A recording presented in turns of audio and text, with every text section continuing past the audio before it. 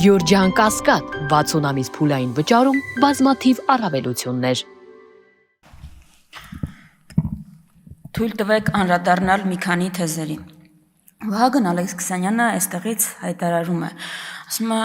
եթե դուք Իրանի ու Վրաստանի նկատմամբ չունեք նույն վերաբերմունքը, ինչ որ Թուրքիայի եւ Ադրբեջանի, դա նշանակում է, որ ձեր հայրենասիրությունը թելադրված է Ռուսաստանի կողմից։ Նոր դարակազմիկ թեզը, որը առաջ են քաշում ընդդիմությանը մեղադրելու։ Տեսեք ինչ է ասում իշխող ուժը։ Ասում է, եթե դուք աշխարհի մյուս պետությունների, ձեր հարևանների, այդ թվում նաև եղբայրական պետության նկատմամբ չունեք այն նույն վերաբերմունքը, ինչ որ ձեզ ցեղասպանած պետության նկատմամբ, Արցախում էթնիկ զտում իրականացրած պետության, ուրեմն նշանակում է ձեր հայրենասիրության մոդելը թելադրվում է Ռուսաստանի կողմից։ Ինչ են առաջարկում այս մարդիկ փաստորեն, ասում են Թուրքիան ու Ադրբեջանը Հայաստանի համար նենց պետություն է ոնց որ Վրաստանը եւ Իրանը, ոչ մի տարբերություն։ Ասում են ու չեն հասկանում մենք ինչ խնդիր ունենք տեղ։ Մենք ինչ ենք ասում ենք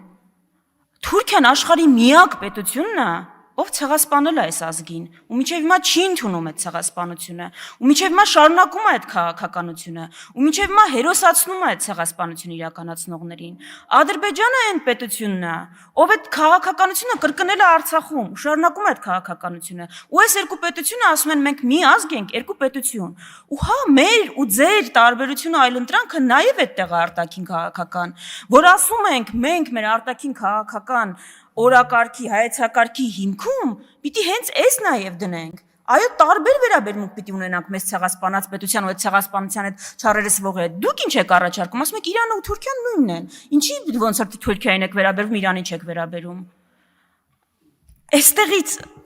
Այստեղից ավելի լավ էլ ո՞նց բան արվի։ Այդ Թուրքիան է մեզ ասում, բայց ի՞նչ է մեր մեջ տեղի ունեցել, որ մենք բոլորի նման հարևաններ ենք։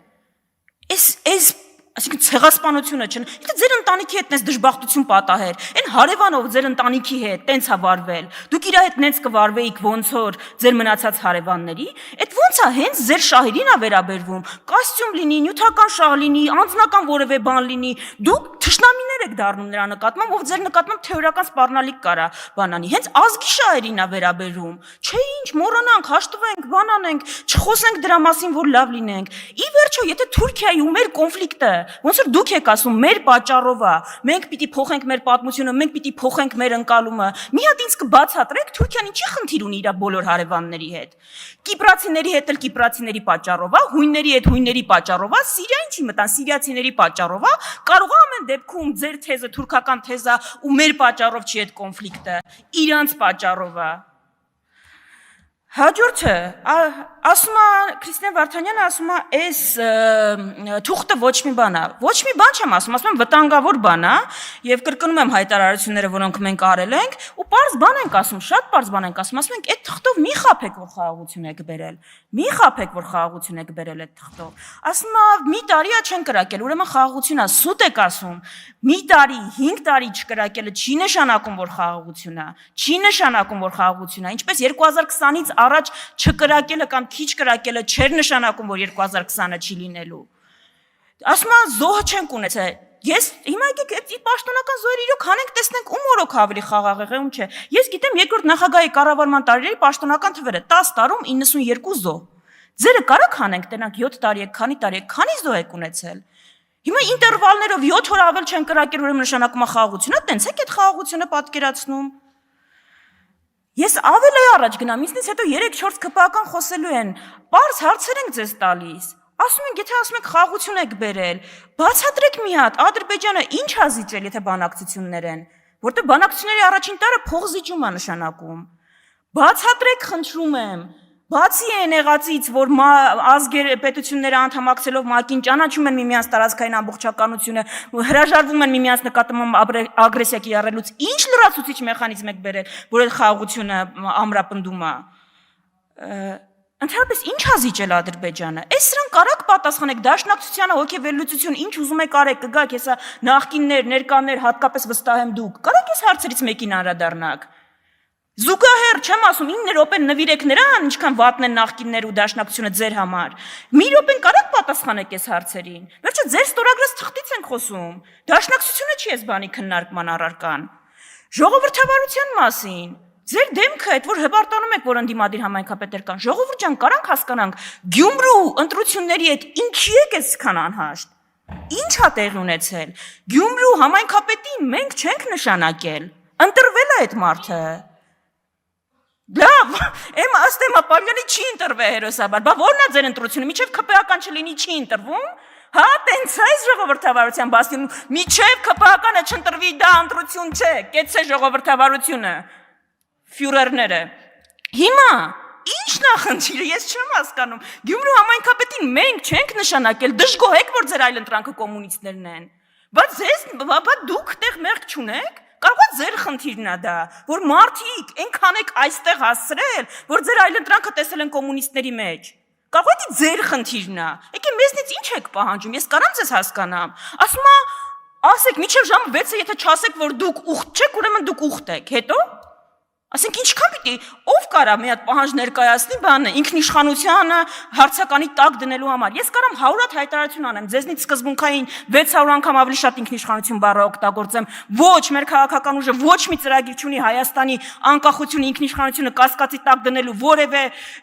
այնպիսի կազմավորման մաս դարձնելու որ կարա հարցականի տակ դնի բայց իմ խոսքերից ավելի գործերն են խոսում օրինակ Իեն ժամանակի որ իմ ուժը կոալիցիան կառավարություն ա եղել, Երևանից երբ որ հարավ են գնացել, մենք ինչ երկրի դրոշ ասես չենք տեսել։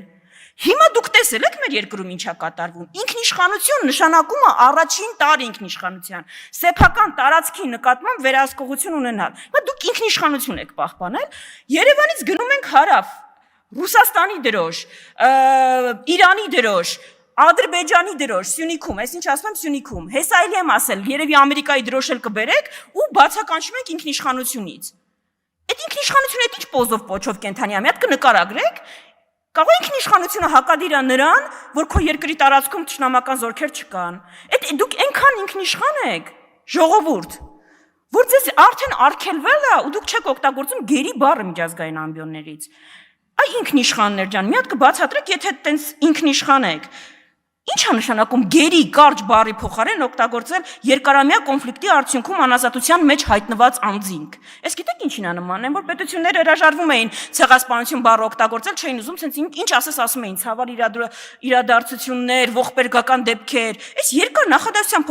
փոխարեն հայ ռազմագերներ չեք կարողանում ասել, երբ որ այս ամբիոնից ձեր տեխնացուները չասեցին դա, մեզ թվաց պատահականություն է, անգամ հիմարություն է, եւ ՄԱԿ-ի ամբիոնից դուք չեք ասում։ Հարց է առաջանում, արգելված է ձեզ գերի բառը օգտագործել։ Իսկապես այս երկար նախադասության փոխարեն գերի բառը չեք կարողանում օգտագործել։ Սրբույի Գալյանը հայտարարում է, որ հանցագործությունների առումով մենք բարելավում ունենք։ Միայն վերջի տարիներին հրազենի գործադրմամբ հանցագործությունների վիճակագրությունը 2023-ին 44, 2024-ին 68, 2025-ին 72։ Իսկ գիտեք ինչ է նշանակում, որ ամեն շաբաթ հրազենի գործադրմամբ մարդ հանցագործություն է տեղի ունենում։ Դուք ինչ եք սրա նկատմամբ, ոնց եք սրա դեմ պայքարում, հերոսաբար հետապնդում եք ընդդիմադիրներին։ Գաղտնալսել, չգիտեմ, հետևել, ինչ ասես։ Այսինքն ձեր ամբողջական իշխանությունն եք, ձեր հնչող հարցերի մի մասն են կարաք սրան պատասխանեք։ Այն դաշնակցությանը դեմ ուղված արշավին զուգահեռ, էդի արեք, գործա, հանձնարարությունա եկելա արեք, բայց դուք սրա համար պատասխանատվություն ունեք, ձեզ չեն ընտրել, որ դաշնակցության դեմ պայքարեք, առնվազն դուք այդ պլատֆորմով չեք գնացել, հա, ընտրել են, որ դաշնակցության դեմ պայքարեք, Արման Եղոյան, նախընտրական ծրագրում դա գրեք, Թուրքերը, Արման Եղոյանը ինձ ասում է, մեզ ընտրել են, որ դաշնակցության դեմ պայքարենք, այդ հայ ժողովուրդը տենց ընտրություն ա տվել, ես շնորհակալ եմ անկեղծ, նախ մի ընդհատեք, հեսա գալու եք, ստեղից կպատասխանեք, մի ընդհատեք, հասկացա կգաք ստեղից կասեք, ես վստահ եմ, որ Էրդողանը և այլևը ձեզ ընտրել են, որ դաշնակցության դեմ պայքարեք, շնորհակալություն անկեղծության համար, վստահ եմ դրանում երկընտրանք չկար, վերջում Հայկ Կոնջորյանին հատկապես, այստեղից ամենացիտված գիրքը, որի համար ես շատ ուրախ եմ, շատ սիրում եմ այդ գիրքը, Քաջազնունու դաշնակցությունն այլևս անելիք չունին։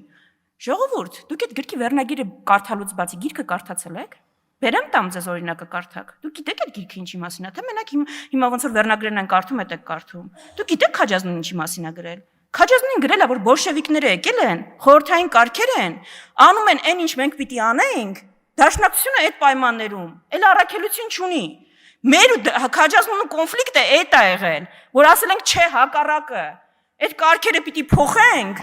անկախ պետությունից ավելի բարձր բան մեր համար չկա ու մենք առաքելություն ունենք։ Կարդացեք մի բանը միջև խոսելը։ Շնորհակալություն։ Վերություն Դալիճ։